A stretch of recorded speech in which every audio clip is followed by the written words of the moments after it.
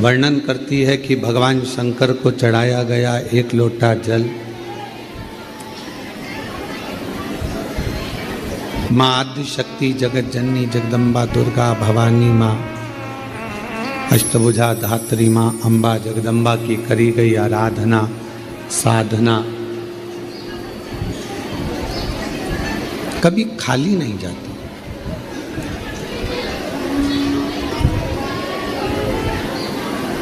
पांच चीजें हैं जो भगवान शंकर की अविरल भक्ति से, भगवान शिव के भजन से, भगवान शंकर की पूजन से, भगवान शंकर के स्मरण से प्राप्त होती। थोड़ा सावधानी से सुनेंगे तो आपको मालूम पड़ेगा कि वो पांच चीजें कौन सी हैं।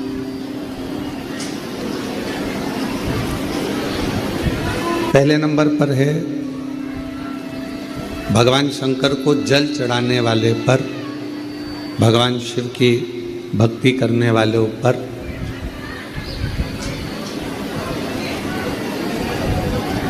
शिव की ऐसी कृपा होती है, ऐसी करुणा होती है, ऐसी दया होती है कि उनका जो बुरा करने वाले होते हैं,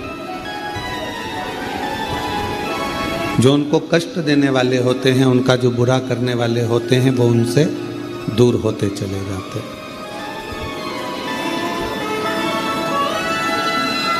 वो उनसे दूरी बना लेते हैं। आप नित्य भगवान शंकर को अगर एक लोटा जल चढ़ा रहे हो तो आपका बुरा करने वाला, आपको तकलीफ देने वाला, आपको कष्ट देने वाला आपसे दूर हो जाए, चाहे वो कितनी भी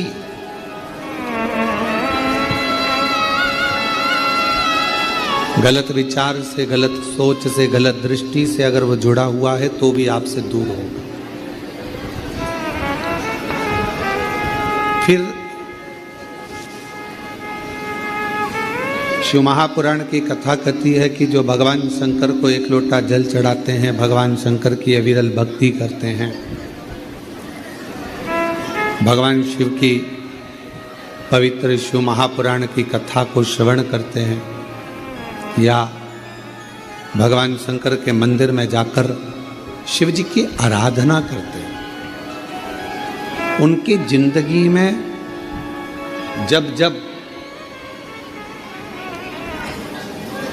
उनके जीवन में जब जब धन की कमी पड़ती है, उनके जीवन में जब जब संपदा की कमी पड़ती है, उनके जीवन में जब जब पैसे की कमी पड़ती है, आप अगर शिव जी को जल चढ़ा रहे हो, पूजन कर रहे हो, अर्चना कर रहे हो, आराधना कर रहे हो, साधना कर रहे हो, तो आपके जीवन में कभी भगवान धन की कमी नहीं आने देता।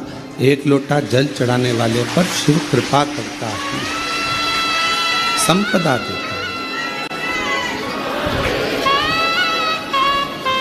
पहले नंबर पर भगवान बुरे लोगों को दूर कर देता है अपने से। दूसरे नंबर पर संपदा धन की कमी नहीं आने देता। पर रात्रि में, दिन में कभी भी सोए और अच्छी नींद में हो गए तो ऐसा कोई स्वप्न नहीं है जिस स्वप्न में भगवान शंकर आपके नहीं आता हो। शिव स्वप्न में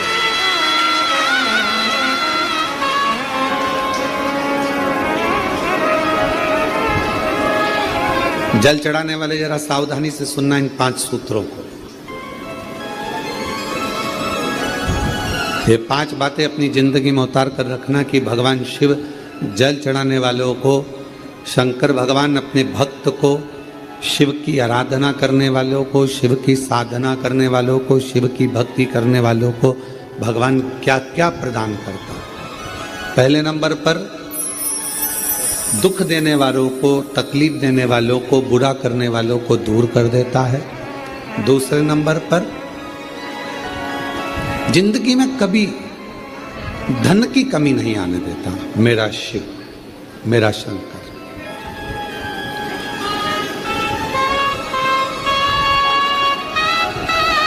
तीसरे नंबर पर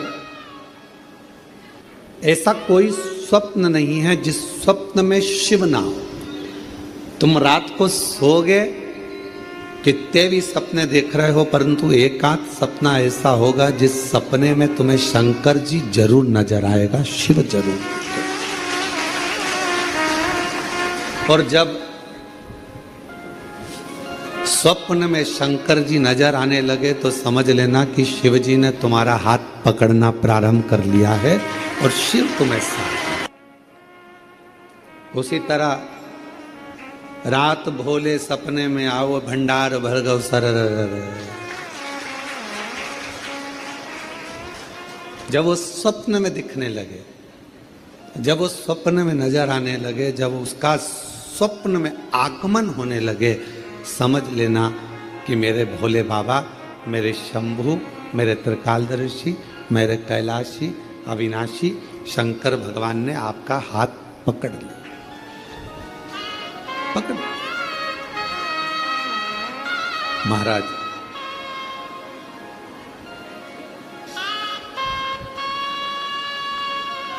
चौथे नंबर का,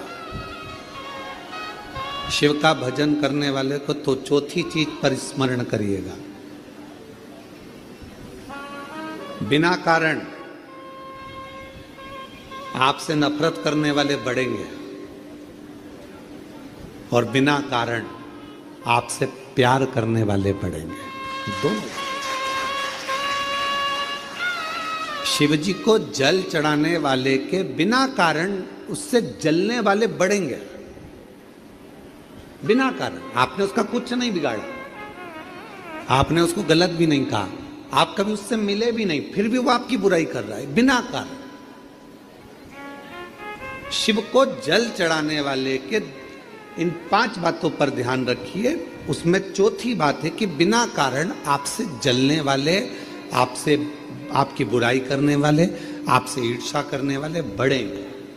और बिना कारण कई ऐसे मिलेंगे जो आपसे प्रेम करेंगे, आपसे प्यार करेंगे, आपसे स्नेह करेंगे, आपका सम्मान करेंगे।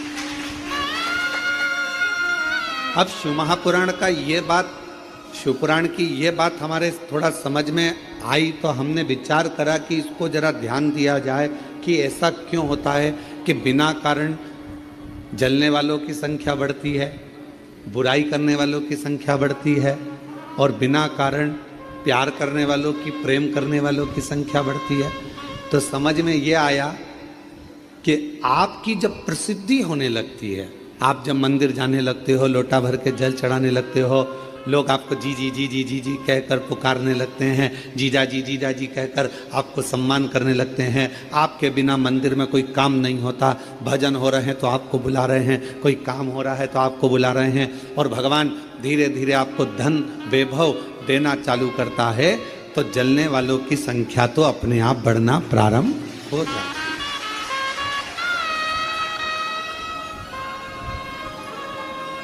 जलने वालों की संख्या अपने आप बढ़ती है। तो चौथे नंबर की जो बात शिव पुराण में कही गई कि बिना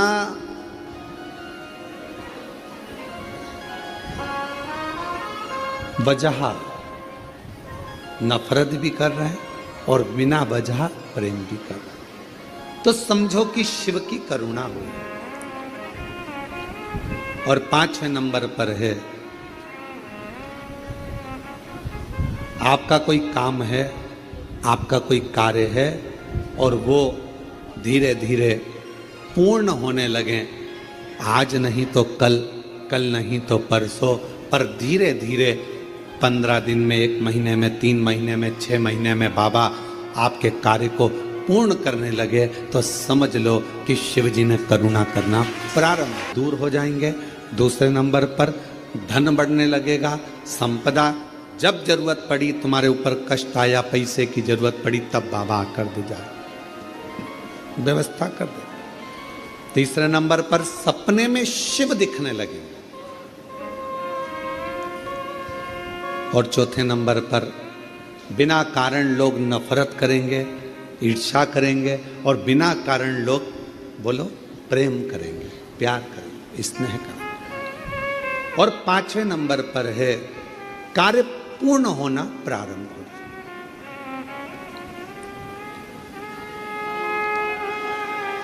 और मैंने तेरे ही भरोसे बाबा, तेरे ही भरोसे। ये शिव अपने भक्त को दे रहा। ये मेरे ओघड़दानी, मेरे शंभु, मेरे शंकर, मेरे त्रिकालदर्शी, मेरे कैलाशी, मेरे अविनाशी, मेरे शिव, ये आपको दे रहा।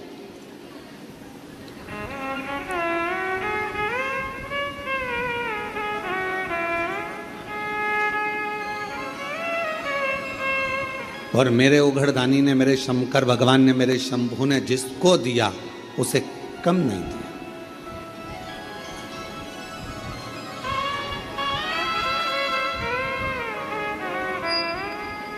कितनी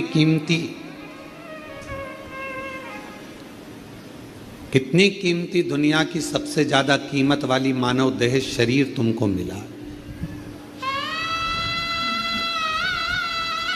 देवता भी तरसते हैं इस मानव शरीर के लिए कि हम इस मानव शरीर में जाएंगे, भजन करेंगे, कीर्तन करेंगे, मंत्र जाप करेंगे, नाम जाप करेंगे और फिर मुक्त हो जाएंगे। देवता तरसते हैं मानव शरीर के लिए, और मानव ऐसा है कि वो तरसता है बैकुंठ जाने के लिए। अरे भाई, मरोगे तो कहीं ना कहीं तो जाओगे ही, चाहे बैकुंठ जाओगे, चाहे गोलोक धाम जाओगे, चाहे स्वर्ग जाओगे, चाहे नरक जाओगे, कहीं ना कहीं तो जाओगे। पर इस मानव शरीर जो मिला है, मनुष्य का देह मिला है, मानव शरीर जो प्राप्त हुआ है, मानव का जो देह मिला है, इसको व्यर्थ तो मत गमा।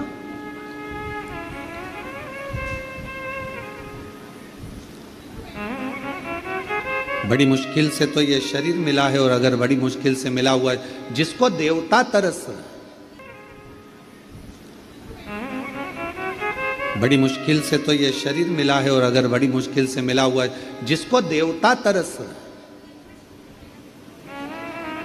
देवता जिस शरीर को पाने के लिए तरस रहे हैं, वो मानव शरीर कितना कीमती, करोड़ों का ये मानव शरीर आपको प्राप्त हुआ है, और ये शरीर ऐसे ही गवा दिया, ऐसे ही चले गया, तो व्यर्थ जीवन।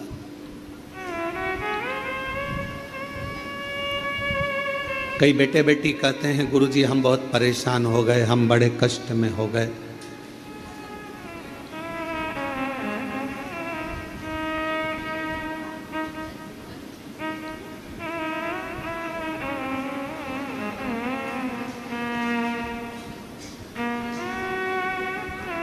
अब ये शरीर हमको अच्छा नहीं लगता गुरुजी, अब हम इस शरीर को छोड़ दें, बहुत परेशानियों में जी रहे हैं।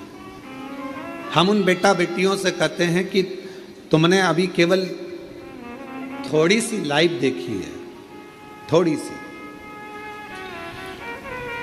माता पिता ने आपको एजुकेशन के लिए बोला, पढ़ने के लिए बोला, तो आपको बुरा लग गया। मम्मी पापा ने आपको मोबाइल पे बात करने को मना करा तो बुरा लग गया। मम्मी पापा ने आपको लैपटॉप पर कुछ भी सीरियल, नाटक, वीडियो, मूवी देखने का मना करा तो आपको बुरा लग गया। माता पिता ने आपको जाने के लिए मना करा तो बुरा लग गया, और आपने विचार कर लिया कि मैं शरीर छोड़ दूं। क्या माता पिता आपके दुश्मन है? क्या मम्मी पापा आपके दुश्मन है?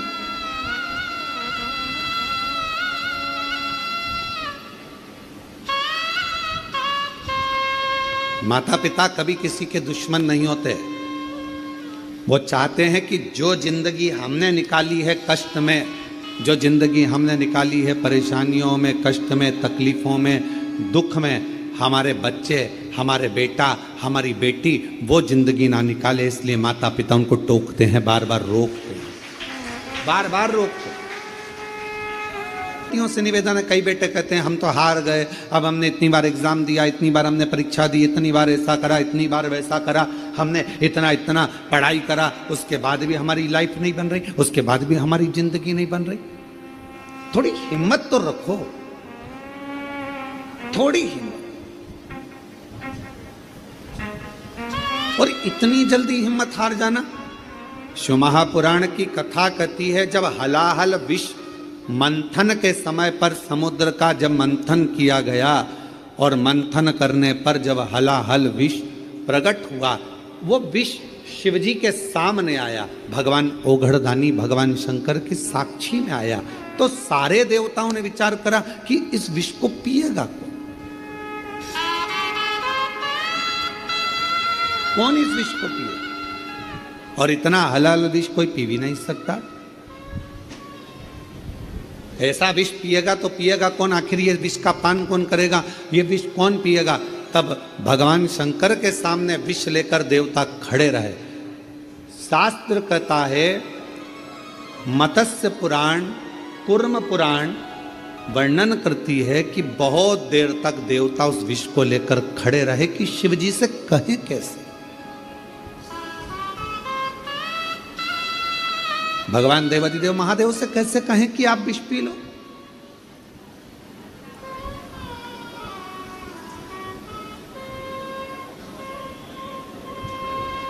हम शंकर भगवान को कैसे कह दें कि तुम विष पी लो। देवता खड़े रहे बहुत देर तक। आखिरी में भगवान नारायण को देखकर, भगवान ब्रह्मदेव को देखकर, इंद्रदेव को देखकर भगवान शंकर ने पूछा कि तुम्हारे हाथ में है क्या, क्या रखा है तुम्हारे हाथ में। तो कहा विष है। विष? हाँ। कहां से निकला है? कहा मंथन से निकला है। मंथन से? हाँ। लाओ मेरे पास लाओ, देव मुझे दो। और भगवान शंकर भगवान ने विष लिया।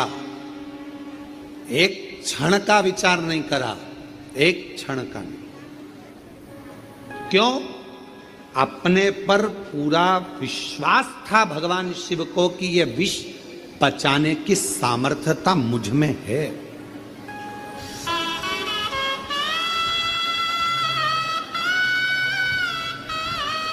ये विष पचाने की सामर्थ्यता मुझ में है। भगवान शंकर ये जानते थे कि मैं विष पचा सकता हूं और मुझ में वो सामर्थ्यता है। मेरा बेटा बेटियों से निवेदन है, अगर आपको अपने आप पर फुल कॉन्फिडेंस है, आपको अपने आप पर पूर्ण भरोसा है कि मैं ये नौकरी प्राप्त करूंगा, तो आपकी मेहनत 4 गुना करो, वो नौकरी आपको जरूर मिलेगी। आप शिव जी को पूर्ण भरोसा था कि मैं इस विष को पी सकता हूं और पीऊंगा तो पचा सकता हूं। ये मुझ पर मुझे भरोसा है। कोई कोई आता है कहता है कि महाराज जी ये 4th स्टेज का कैंसर हो गया, 3rd स्टेज का कैंसर हो गया। कोई कहता है कि ये वाली बीमारी हो गई, डॉक्टर कह रहे हैं कि ठीक नहीं हो गए। तो हम अगर कोई मिलता भी है तो हम उससे पूछते हैं तुम्हारा दिल क्या कहता है, पहले वो बता। तुम्हारा दिल क्या कहता है? डॉक्टर ने तो कह दिया कि तुम्हें बच्चे नहीं होंगे, डॉक्टर ने तो कह दिया कि तुम बीमार रहोगे, डॉक्टर ने तो कह दिया कि तेरा घुटना कभी ठीक नहीं होगा, डॉक्टर ने कह दिया तेरी कमर बिल्कुल ठीक नहीं होगी।